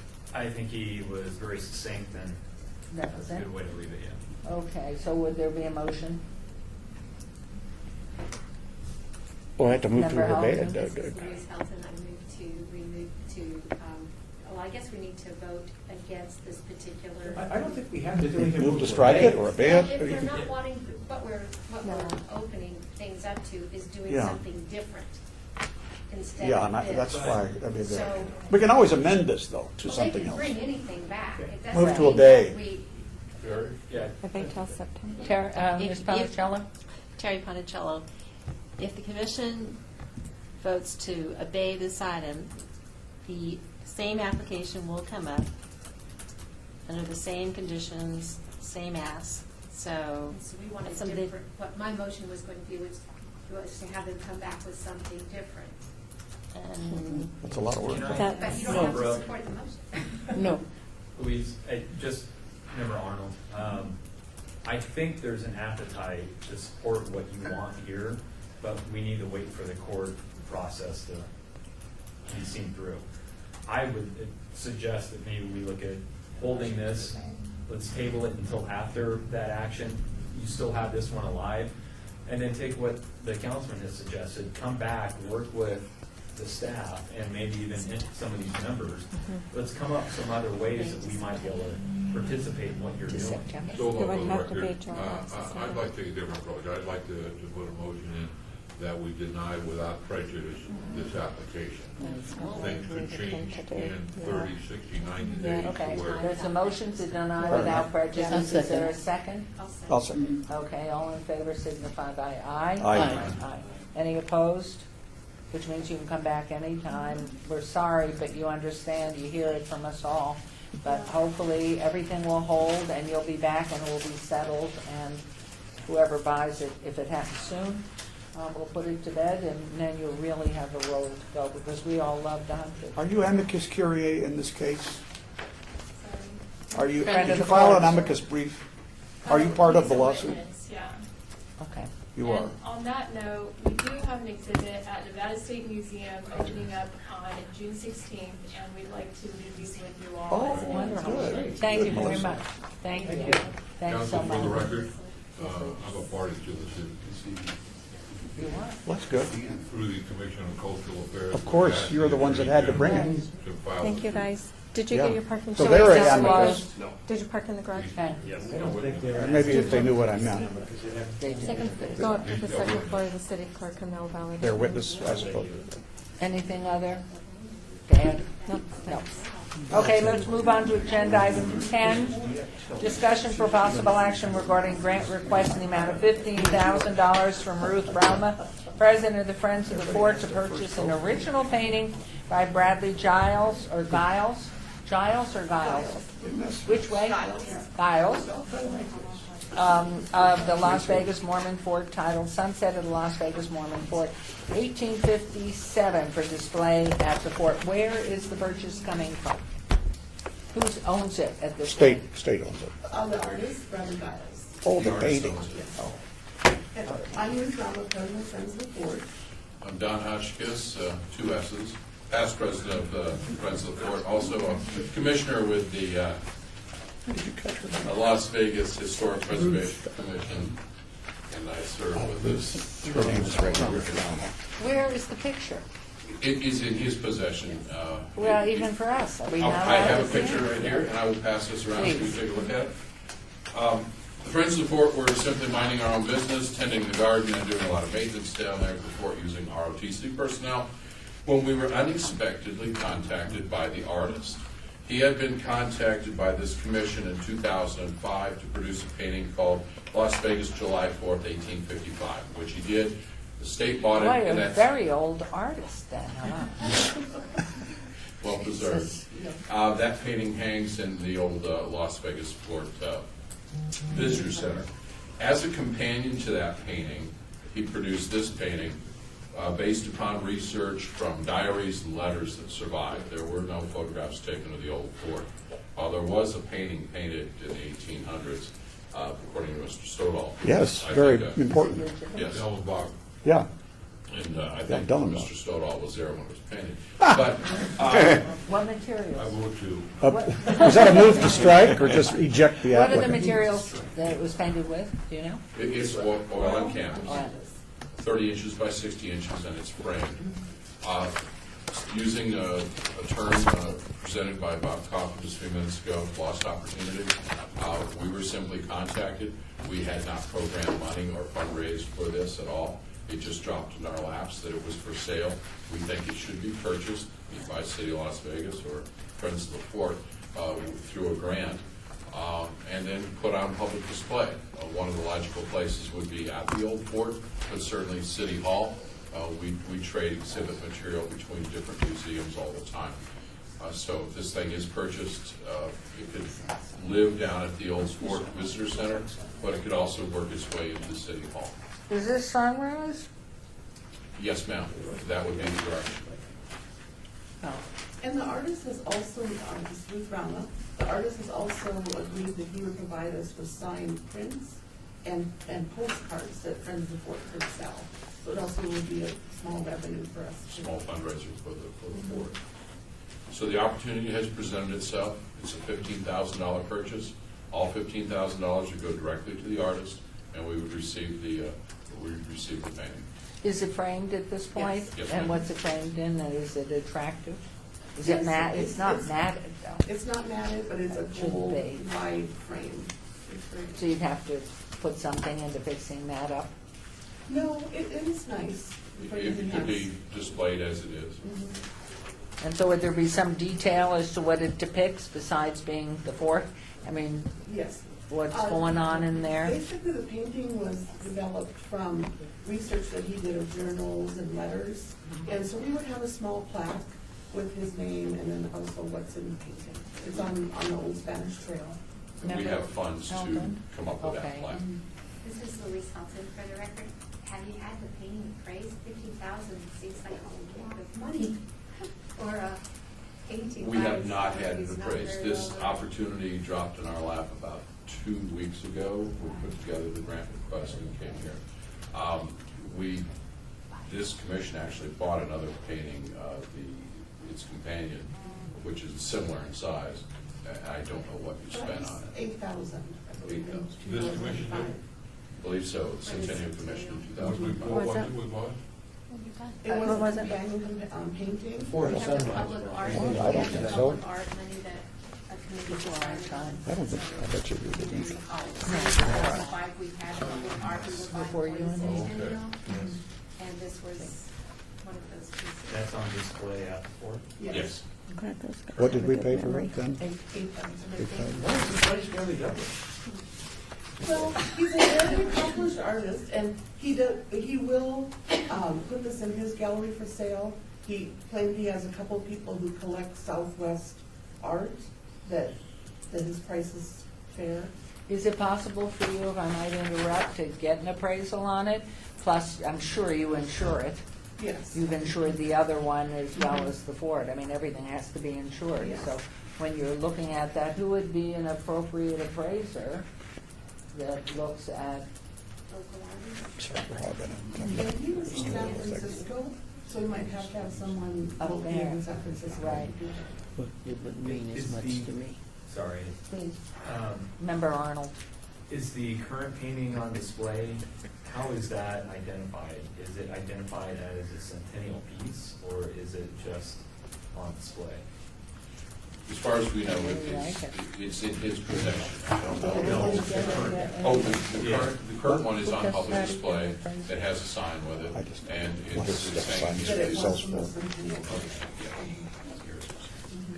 I wouldn't buy it today. I wouldn't buy Yes, it today. remember Arnold? Member Feldman, Feldman, what he did. I'm wanting to ask a question, and I just went for the technical terminology, so bear with me. We have lawyers in the room, may be able to help.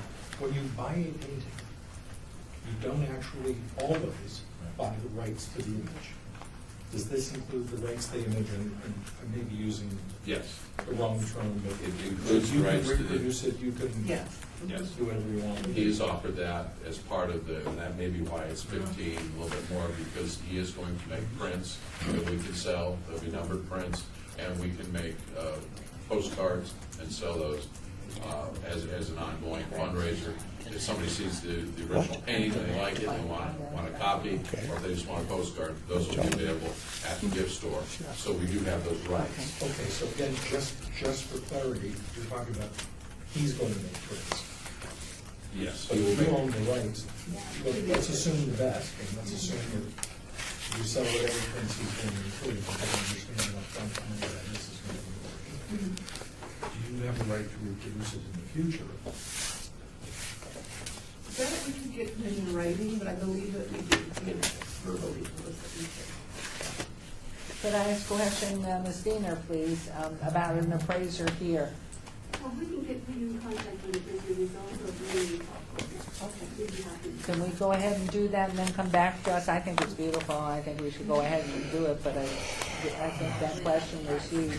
Well, I'm prepared to make a motion to approve with two qualifications or conditions. One, that it appraises, and two, that we're very clear that you have complete and total rights to reproduce, that you've got the image. I could support that. The question would be, what if it becomes less? You take a vacation after that? Buy it at appraisal is what you're saying. Yeah, I'm saying buy it at appraisal, so. You haven't been At for the 2 appraised hours. value. At the appraised value not to exceed $15,000. Okay. I'm checking that. Okay, there's a motion and a second, and Ms. Before Hopkins. discussions. With that value, if we even say 15,000, does that prejudice the appraisal? I mean, Oh, no, because you wouldn't be telling the appraiser. You shouldn't be telling. Mr. Tremaine, I'm for the motion. I think the language that you're talking about needs to be crafted by the city attorney's office, because I wasn't aware of these technical distinctions, but I know what you're talking about now. We want to make sure that what we think we're getting, Yes. we're getting. But I'm certainly supportive of the motion. For the record, are we saying that the city is going to buy this and own it, or is the ownership going to rest with the Friends of the Fort? Good question. There's a lot of things. I assumed that it was Friends of the Fort. I thought. I did too. That was what I thought. I would support that. But then the city attorney, well, how would they get? As Terry They would be Ponicello, representing us. as a part of the condition for the use of the funds, these two conditions would be played into the agreement. And it's So clear that- that you Yeah, understood. I understood The exactly. concept of what I was Yeah, getting at. all the derivative works, right to Hopefully, use. and Ms. Diener will help get the appraisal accomplished, yes? I'll give my contact information. Thank you, and get it back to Ms. Ponicello to get out. Okay, there's a motion and a second, all in favor, Discussion, signify by please. aye. Couldn't you- Wait, sorry. I was trying to get your attention there, but Well, you're I playing know. games, I mean. No, I'm looking up Bradley Giles on Google. Oh. Google. So he's well-known, but you never provided us any background on the artist. You never said who he is, where he's from. You never gave us a hint as to who this fellow was. I mean, you rely upon the reputation of an artist to get the value. And you'll look at his, We did have his resume, which is very. I know, but it didn't seem to circulate to us. Maybe it did in the packet, but, you didn't tell us anything, but that's everything in art, is who the person is that did the work. So there's a market out there, and probably we could, find that market on our own tonight, in terms of what he's asking. And the question is he's had an interest, and $8,000 was probably a real discounted price on his first work. Apparently also he did one on Rafael Rivera, I guess, surveying the valley. Commissioned paint canvas for Senator Majority Leader Harry Reid. So it's in his office there. It's in his office. The Armajillo expedition that traveled through the valley in December of 1829. Canvas currently on display. So we don't need to discuss that now. The point is that there is an existing bio, and there's a market for his value. We may not even need an appraiser to pay an appraiser of any kind. We know how to kind of figure a market, but we still, as long as it's in the motion, what? Better to have it appraised for their insurance and to also address. It does need, that's true. We may find out that he gets a lot more money Member for Sinha? stuff, even at 15. Member Sinha, would it be appropriate for us to ask for plaques saying donated from the Centennial Commission at the board? Good. Commissioner Sinek, I always put that acknowledgements I in was an all of aye. our agreements. Okay. Did you vote? I have an aye. I have an aye too. Aye. So, any opposed? With those conditions, motion carries, so we'll get that done as expeditiously as Nancy Diener can get it done and get it reported to Terry Monticello. Thank you, it's a beautiful piece. Do you want that picture back or went somewhere? Okay, thank you very much. Beautiful. Okay, item 11, we have a discussion possible action regarding grant request in the amount of $150,000 presented by Jorge Cervantes, Executive Director of Community Development, on behalf of applicant David Bowers, Public Works Director, for construction of additional neon signs to be placed on the Las Vegas Boulevard Scenic Byway, as well as an additional allocation request in the amount of $50,000 annually for ongoing maintenance. Good afternoon. Good afternoon. For the record, Jorge Cervantes, Executive Director for Community Development. I want to come by and explain a little bit of the history of where we are with this sign program, and then part of the request is the amendment to the request. So, back in 2001, the Las Vegas Boulevard was designated as a scenic byway at the state level, and then in 2009 at a national level. In 2004, our city council adopted a corridor management plan, and part of that plan included the goal to try to restore 20 store signs along this corridor. Now, one of the primary factors that we received designation as scenic highway was the fact that there was a large amount of neon both in the public right of way and on private property on the corridor. And so the plan is from the city side to try to move forward with addressing and enhancing that neon image along the corridor, both through public investment on doing neon signs in the public right of way, and as part of our entitlement process within our codes to require private development part of their signage to include neon in their signage facing onto the boulevard.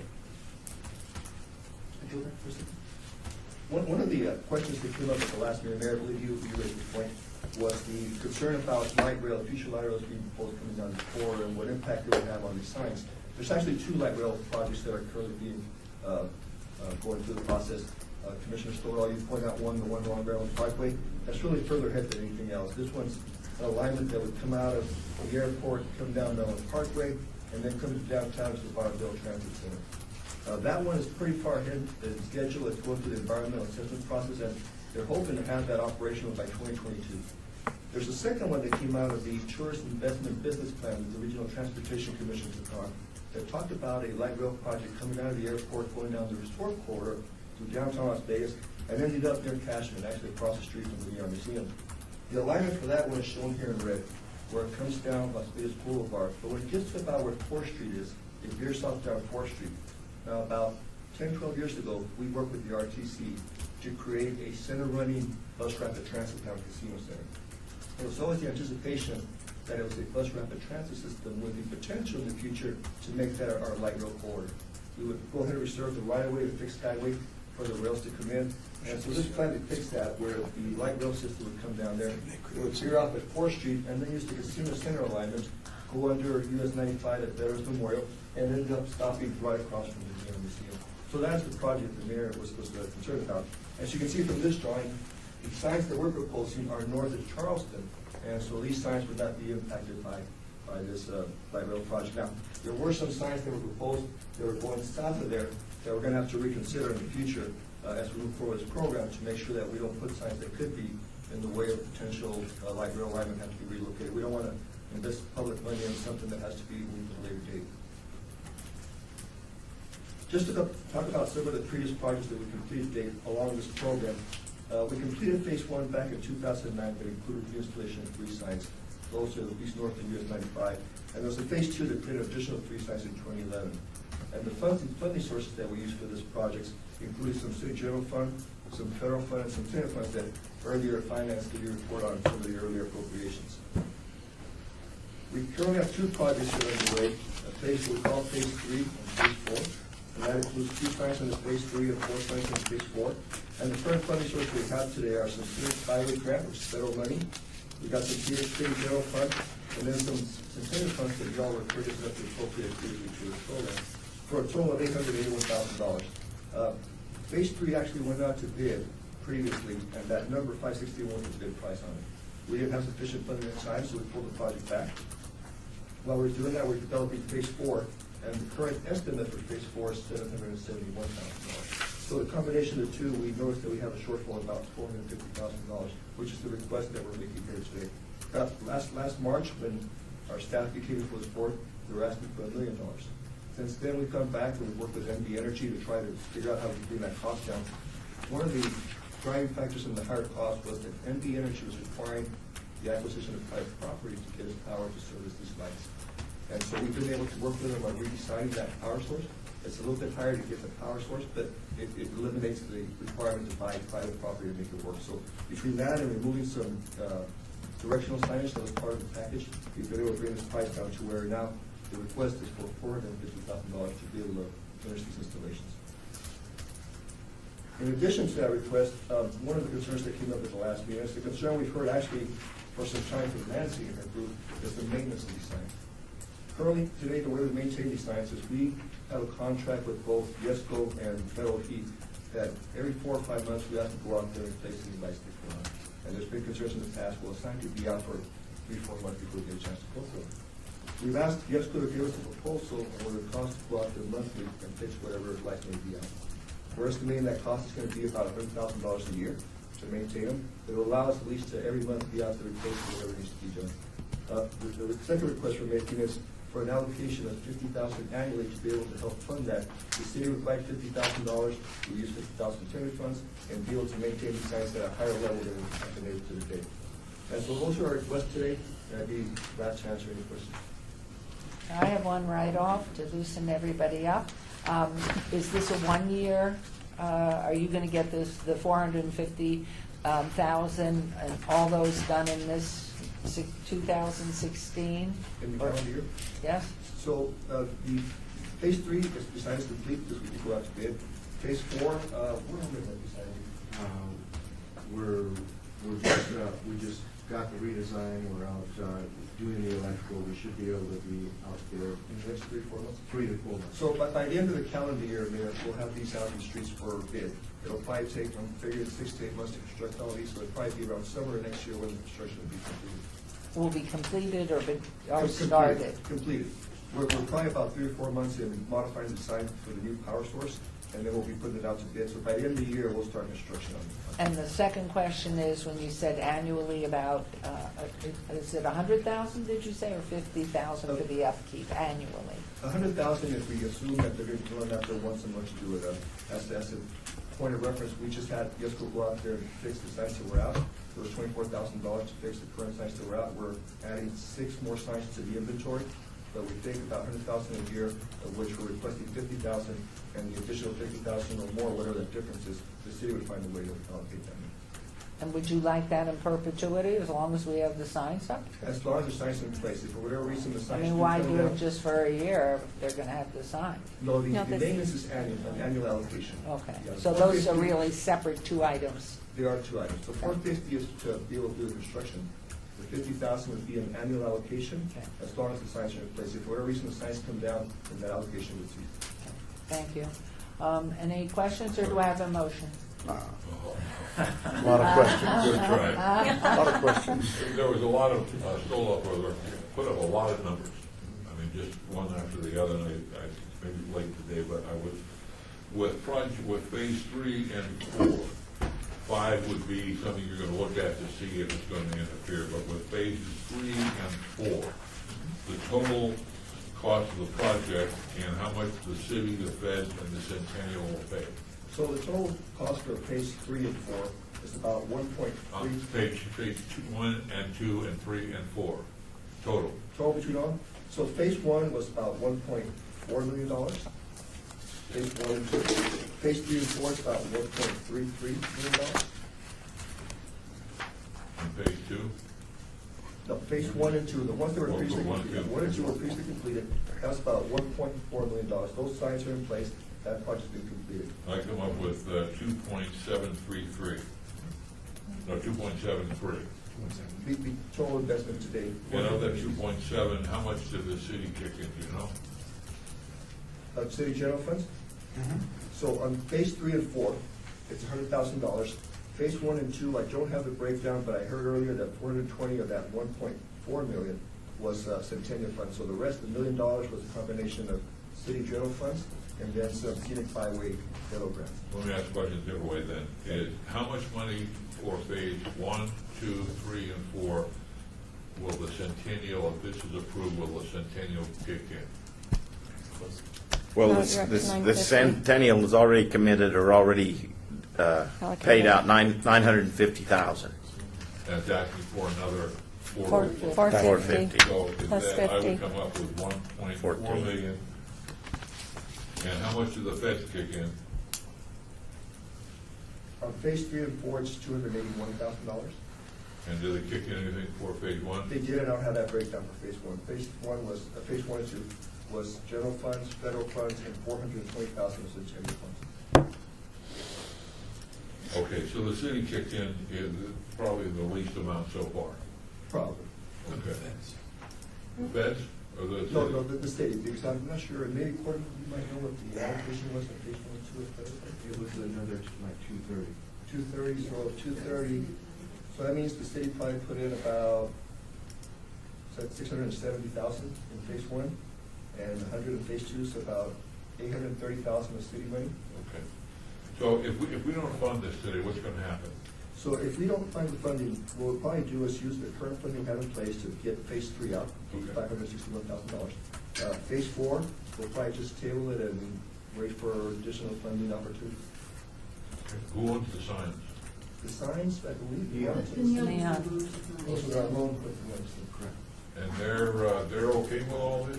They've never been to the table on any of this. There's one that- The Neon Museum is, I'll just come over here. You have to say who you May- are, State please. your name. State your name. Nancy Diener, Cultural Affairs Director, previous board member of the Neon Museum. The Neon Museum is fine with this, and the original plan was with the scenic byway was to take the signs all the way down from Sahara to Stewart. We started with the Stewart end. This final phase, I believe, takes us all the way to Sahara, so it completes the scenic byway for the city. Actually, it takes us to Charleston. To Charleston. No, we've got a ways to go. Okay, so we Yeah. still have another leg to Because we go. got But the Neon Museum is fine with them as long as the signs are lit and maintained in the line. And all the signs have been picked. They're all picked. Some of these signs in these phases that came off Fremont Street, 3rd Street, and they've been in storage waiting for this phase to take place. And if this money is approved today, we will not see you again? Oh. You will always see Mark. You will always see Mark. On this project? On this project, that's correct. This No, is no, all- no, no, because we have to get from Charleston to Sahara. We do, but on this, well, I'm sorry, when I say this project, I mean this phase, these two phases. So is this a Centennial Commission project or a City of Las Vegas project? It's a marriage. Who's dancing? Who's leading here? Who's playing Or- music? I guess I'm concerned, why are we splitting the maintenance cost with the city? Or why isn't the city picking this up? Why are we signing off for the next, wherever? The city doesn't have $50,000? Well, that's not for him to answer. That's probably I a know. policy thing, but obviously, he's asking and doesn't have to get it. No, I'm He's sorry. asking. Obviously, these are not your. That's right. He's not asking, and I'm not asking either. In fact, I don't support continuation costs. Maintenance should be the responsibility of the city. It is something that is, if you want it and like it, we should pay to keep it going. So I cannot support that portion of the request. I'd like to give a fair shot at the capital request with a little more discussion, though. I mean, there is one thing that, and I quibble in ways, but Nancy, you know how I quibble, but some of those signs were placed in locations that didn't make sense to me as a longtime resident. They are not near the places of original business. And in fact, some of them are weirdly placed, and I've often thought some could be relocated at some expense, but put more in the historical narrative that this commission strives for. That's our number one priority. We did take that into consideration a while back, probably maybe a year or 2 years ago, when you had voiced that when we were looking at, I think it was maybe phase 2, and we made adjustments as best. We always try to locate the signs as close to their original business as possible, which is why the landmark sign is out on a VRT thing out on Paradise. So we always try to do that. It's not always possible, but we get as close as we can to it. So I know there was a discussion about moving some that had already been installed. Is that